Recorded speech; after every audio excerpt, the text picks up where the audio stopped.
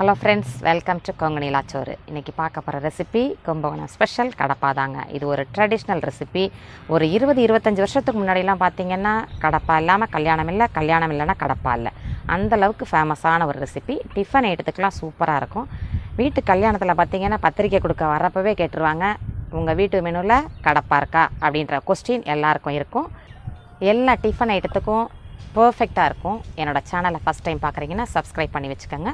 வாங்க கடப்பா எப்படி செய்கிறதுன்னு பார்க்கலாம்.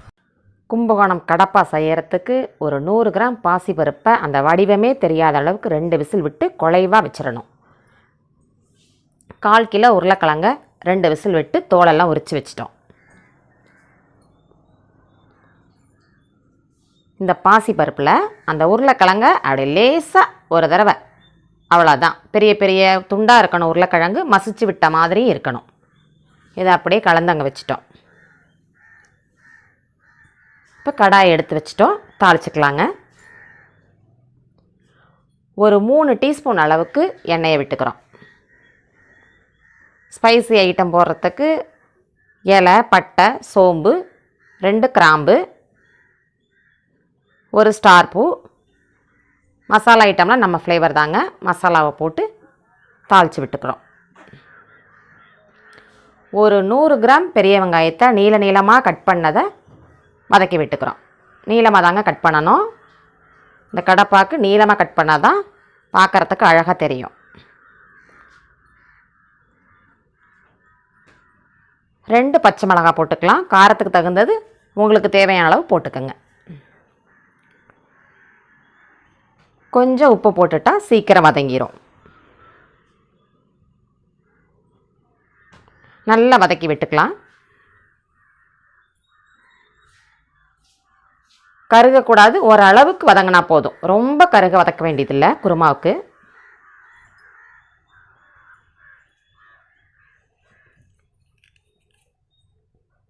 தக்காளி ஒரு 50 கிராம் ரொம்ப பொடியாக கட் பண்ணதான் போடணும். அதிக தக்காளி தேவையில்லைங்க இதுக்கு.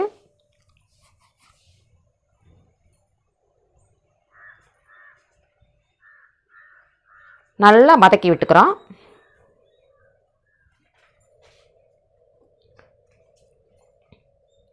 ஒரு 10 கிராம் அளவு இஞ்சி பூண்டு போட்டுக்கிறோம். அதோட பச்சை வாசம் போகிற வரைக்கும் வதக்கி விட்டுக்கலாம்.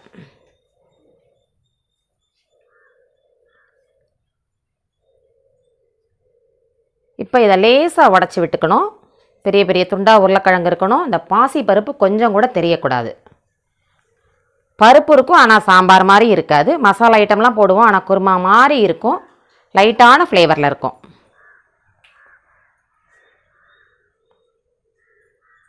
கொஞ்சம் தேவையான தண்ணியையும் கொஞ்சம் கலந்து விட்டு,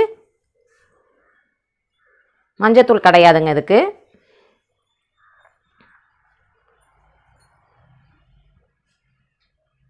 பெரிய பெரிய துண்டாக தெரியும் உருளைக்கிழங்கு. தேவையான அளவு உப்பை போட்டு கொதிக்கிற வரைக்கும் வெயிட் பண்ணலாம்.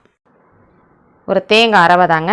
தேங்காய் ஒரு 4 கீத்து எடுத்து வச்சுக்கிறேன். 1 டீஸ்பூன் அளவு சோம்பு, 1 பச்சை மிளகாய், ஒரு 5-6 முழு முந்திரி எடுத்து போட்டுக்கலாம். இது அப்படியே ஃபைன் பேஸ்ட்டாக அரைச்சிட்டோம். நல்லா கொதிச்சுட்டே வந்துட்டு கடப்பா அதை அப்படியே அரைச்ச விடுது அதில் போட்டுக்கிறோம். தண்ணியாகவும் இருக்கக்கூடாது, கெட்டியாகவும் இருக்கக்கூடாது. இடையில உள்ள திட்டத்துக்கு கரெக்டாக இருக்கணும். அப்படி இலையில எடுத்து வச்சோம்னா ஓடக்கூடாது, ரொம்ப புட்டு மாதிரி இருக்கக்கூடாது. நல்ல பெரிய பெரிய துண்டாக தெரியுது பாருங்கள். தண்ணியாகவும் இல்லை, கெட்டியாகவும் இல்லை. இது கரெக்டான திட்டத்துக்கு இருக்கும். ஒரு 2 நிமிஷத்தில் நமக்கு ரெடி ஆயிரும். இந்த பச்சை வாசம் போனதுக்கப்புறம் இறக்கிக்கலாங்க.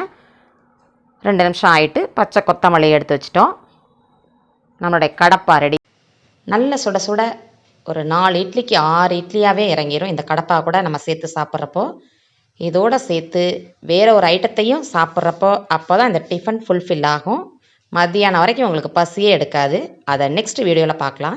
என்னோடய சேனலுக்கு சப்ஸ்கிரைப் பண்ணி வச்சுக்கோங்க. நெக்ஸ்ட் ஒரு வீடியோவில் பார்க்கலாம்.